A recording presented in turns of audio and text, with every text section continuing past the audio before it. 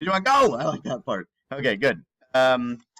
So in Photoshop, like how you're in the film right here too.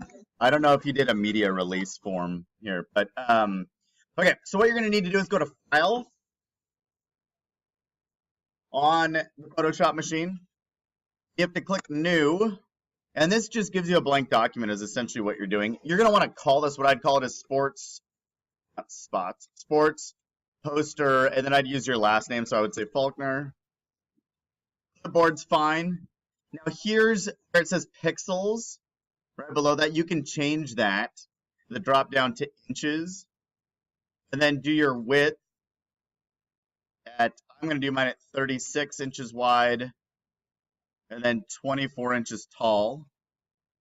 Now, where it says resolution, I want to bring that down to like 75 or 100. You could do 90, somewhere in there. So 75 to 100, where it says resolution, that's pixels per inch. So basically, a resolution is essentially how many pixels there are literally in each inch.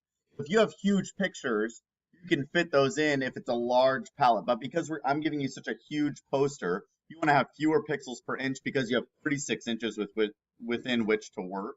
Okay, so the pictures you take, you want to make sure if you want to, for instance, make them really big, you want to make sure that that doesn't look what ends up looking pixelated. If you have too many pixels per inch, it'll look pixelated, or if you have too few, it'll also look pixelated if you make it too large. Okay. But at that point, I'm going to say okay. Now, what you're looking at here is literally a document that's 36 inches wide by 24 inches tall. Okay. Now that's scalable to any certain measure. What I would do at this point, if I were you, is go to File and then Save As, and then save it into your folder. Make, under your P drive, under your student folders, make, a specific thing for you. So if I'm going to Mr. Faulkner here, I'm going to create a new folder that's called Poster Project. I have a new folder under my thing, and I'm going to make sure you save it as a PSD file, okay, that Photoshop file, and this is what you're going to use from now on. This desk just gave me a sliver in my new pants. All right. Pretty lost? Pretty easy? Yours isn't loading? Classic. Need an assistant who walks around and just fixes computers. Okay, now here's one thing I want to show you while we're on this image. Most of you aren't going to want a white background. Most of you aren't, okay? So what you can do is go up to Edit at the top. Under Edit, you can go down to Fill. And this is going to fill your background. The default is to use your foreground color or your background color, but you can also just select color. Okay, so if you click on color, it gives you the color grid here, and you can check or click any tone, kind of any different thing on this spectrum of colors. So I'm just going to pick like Jesuit's green, so I'm going to have like a green background here. I'm going to go with dark green. Yeah.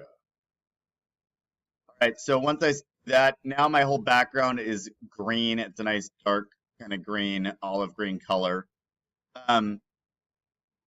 From there, you can do a lot of stuff with that background. If you want to, for instance, add a gradient, you might, I'm going to move my recording here.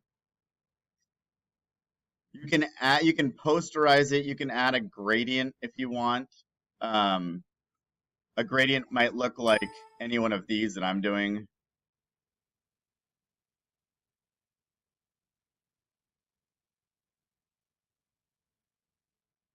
Ooh, noisy. You can also create a gradient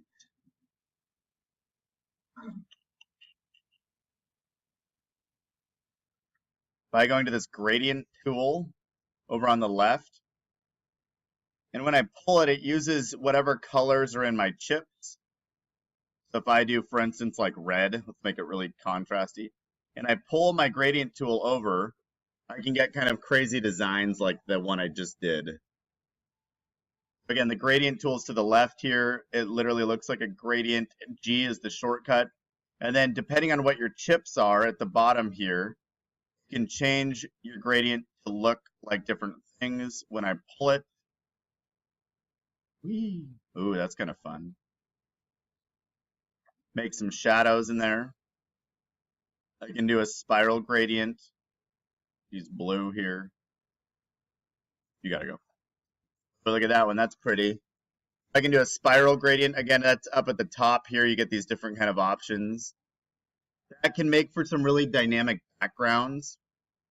And again, the gradient tool, one more time, is over on the left. It's the G button.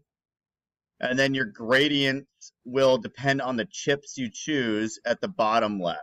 Okay, so the chips chosen with the gradient tool, and then whatever design you want over here on the side. Questions?